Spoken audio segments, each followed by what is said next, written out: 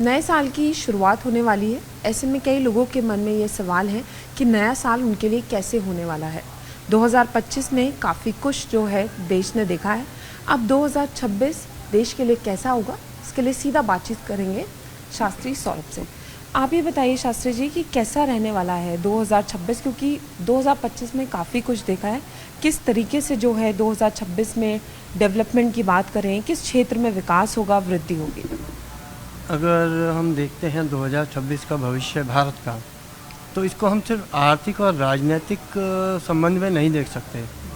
हम भारत का भविष्य देख सकते हैं, एक गहरा एक चेंज आ रहा है, एक ऐसा बदलाव आ रहा है कि जो हर भारतवासी के लिए महत्वपूर्ण है। जैसे अब हम अगर देखते हैं तो हमारा जो भारत है वो अपने कर्म, नीति और चेतना पर काम कर रहा है। एक ऐसा नैतिकता, संस्कार और हमारी संस्कृति जागृत हो रही है। ये बहुत बड़ा बदलाव है जो आज की सरकार में ही मुमकिन है। मुझे ऐसा लगता है, मेरी अपनी पर्सनल ये राय है कि हमें एक ऐसा नेता मिला है, हमारे जो यशस्वी प्रधानमंत्री जी हैं, जो जिस तरीके से वो काम कर रहे हैं और जहाँ वो देश को लेके जा रहे हैं, मुझे ऐसा लगता है कि उन्होंने हमारी संस्कृति का पुनर्जागरण किया है।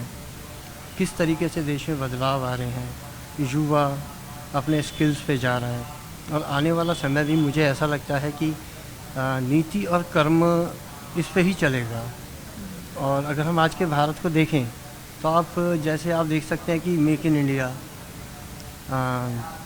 आत्मनिर्भर भारत, और हम अपना टेक्नोलॉजी उसको देखें, हम सड़क देखें, रेल देखें, एयरपोर्ट देखें, और जिस तरीके से हमारी संस्कृति पे काम हो रहा है, ये अद्भुत है। और भारत आने वाले समय में मुझे ऐसा लगता है कि बहुत आगे जाने वाला है। ये अपने पैरों पर खड़ा हो रहा है और बहुत जल्दी भागेगा। हमें किसी देश को या किसी की सहायता की अब ज़रूरत इतनी नहीं है, मुझे ऐसा लगता है कि क्योंकि अपने आप में ही पूर्ण होता जा रहा है भारत। देश में किस तरीके से हलचल रहने वाली है, क्योंकि 2025 में काफ़ी कुछ देखा है, 2026 में किस तरीके से रहेगा? अगर मैं 2026 के ग्रह नक्षत्र की दृष्टि से देखता हूँ तो मुझे ऐसा लगता है कि हमारा जो हिंदू सनातन धर्म का जो वर्ष है उसे संवत्सर कहते हैं, और वो स्टार्ट होगा 19 मार्च, उस दिन गुरुवार है। और अभी जो नववर्ष 1 जनवरी है 2026 का, वो भी गुरुवार है। तो देवगुरु बृहस्पति हमारे इस साल के राजा हैं और मंत्री रहने वाले हैं मंगल। साल का नाम होगा रौद्र। तो अब आप इसको ऐसे समझ सकते हैं कि आने वाला जो साल है ग्रह नक्षत्र की दृष्टि से यह एक स्किल्स का देश कह सकते हैं। ये एक ज्ञान का, हमें ज्ञान लेना नहीं है, अब ज्ञान देना भी है देशों को, अपने सहयोगियों को, अपने पड़ोसी देशों को भी। और ये सोलर एनर्जी या एनर्जीज़ में, पेट्रोलियम में अब की बार मुझे ऐसा लगता है कि काफ़ी देश तरक्की करेगा। शेयर मार्केट में मुझे ऐसा लगता है कि बड़ा अच्छा जाएगा, क्योंकि इस साल शनि, चंद्रमा और देवगुरु बृहस्पति और मंगल सक्रिय रहेंगे। चंद्रमा इस साल क्या करेगा कि वो इस साल को बैलेंस करेगा। बैलेंस कैसे करेगा? बिकॉज़ ये अधिक मास है। चंद्रमा राशियों को बैलेंस करता है और जो सूर्य होता है वो ऋतुओं को बैलेंस करता है। तो ये अधिक मास में ये दोनों अपना काम करेंगे। जितने भी स्टूडेंट्स हैं, एजुकेटर्स हैं, उनके लिए साल बहुत अच्छा जाने वाला है। जो कोई स्किल से अर्न करना चाहता है वो कर सकता है। बिज़नेस के लिए बहुत अच्छा है, एनर्जी के लिए बहुत अच्छा है। और साथ ही में हमारी सरकार से मैं हाथ जोड़ के एक विनती करूँगा कि शिक्षा पर ध्यान दें। शिक्षा, जिस तरीके से आपने बड़े बड़े डिसीज़न लिए थे, चाहे वो नोटबंदी का हो, चाहे वो राम मंदिर का हो, चाहे वो धारा 370 का हो, इसी प्रकार आपको शिक्षा पर इसी तरीके से एक ऐसा निर्णय लेना चाहिए कि हमारी शिक्षा पूर्ण तरीके से बदल देनी चाहिए। जो अंग्रेज़ों का जो बोझ है, जो अभिशाप हम ढो रहे हैं आज तक, जो हम आज भी वेस्टर्न कल्चर को कॉपी करने में लगे हुए हैं, दुनिया हमसे सीखती आई है। अगर आपको विश्व गुरु बनना है तो अंग्रेज़ों की दी हुई शिक्षा से तो नहीं बन सकता, ये ऐसा मेरा अनुमान है।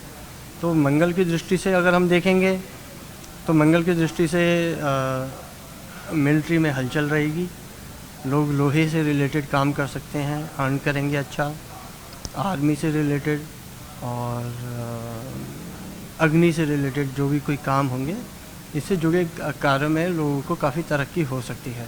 हमारे जो दर्शक देख रहे होंगे उनके अंदर ये कहीं ना कहीं होगा कि हमारी राशियाँ कैसी रहेंगी, तो आप सबके बारे में तो नहीं बता सकते, लेकिन 12 की 12 जो राशियाँ हैं वो किस तरीके से रहने वाली हैं, और अगर किसके लिए जो है सबसे ज़्यादा ये साल ख़राब या अच्छा हो सकता है? देखो, हम ब्राह्मण हैं, हम ख़राब तो नहीं बताएंगे। अच्छा मैं बता देता हूँ कि ये वैसे देखो राशियाँ तो हमेशा अच्छी होती हैं, आप जैसे कर्म करोगे आपको वैसे वैसे फल मिलेंगे। पिछले आपने जो बीज बोए हैं अब फल काटो मगर हाँ, ये जैसे कि चंद्रमा मैंने बताया है, पुख्य राशि से, पुख्य नक्षत्र से ये प्रवेश करेगा तो कर्क राशि के लिए अच्छा है, और वृषभ राशि के लिए अच्छा है, धनु राशि अच्छी रहेगी, मकर राशि बहुत अच्छी रहेगी, बाकी सब अच्छे रहेंगे, ऐसा नहीं है। पर हाँ, ये है कि आप सब अपने अच्छे से कर्म करते रहिए, अपने समाज को सोचिए, सिर्फ अपना मत सोचिए, आगे आप बढ़ते रहेंगे। ये देश हमारा है, ये राष्ट्र हमारा है, और हमें सबको एक होकर रहना है। एक अंतिम सवाल कि देश के लिए ये साल अच्छा होने वाला है, ये मान के चलें? हाँ, इसमें कोई संदेह है ही नहीं। देश आप देखिएगा कितनी तरक्की करेगा, हर दिशा में तरक्की करेगा।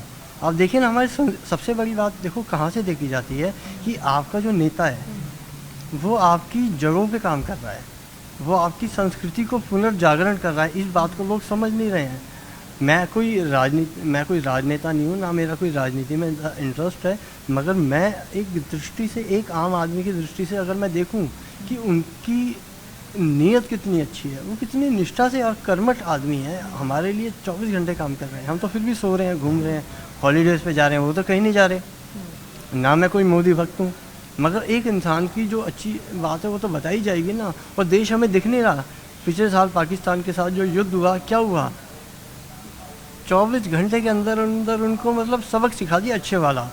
इधर उधर रोता फिर रहा था पूरा देश। नहीं तो आप इस चीज़ को क्यों नहीं देख रहे? पहले कभी ऐसा नहीं होता था। आप युवा को देखिए कितना तरक्की कर रहा है। आप हर किसी को देखिए, जो मोटरसाइकिल पे घूमता था गाड़ियाँ घूम रहा है। आप इस तरीके से देख सकते हैं, हर कोई तरक्की कर रहा है। आगे बहुत तरक्की करेंगे, हम बहुत आगे जाने वाले हैं। बस शिक्षा का सुधार होना चाहिए। मैं फिर हाथ जोड़ूँ कि शिक्षा को ठीक करो। और शास्त्री सौरभ को सुन रहे हैं जो साफ तौर पर बता रहे हैं कि ये साल जो है वो काफ़ी अच्छा रहने वाला है, और इस साल में जो है काफ़ी सारे जो कार्य हैं वो देखने को मिलेंगे। कैमरामैन सोनू के साथ फराह खान, न्यूज़ 18 दिल्ली।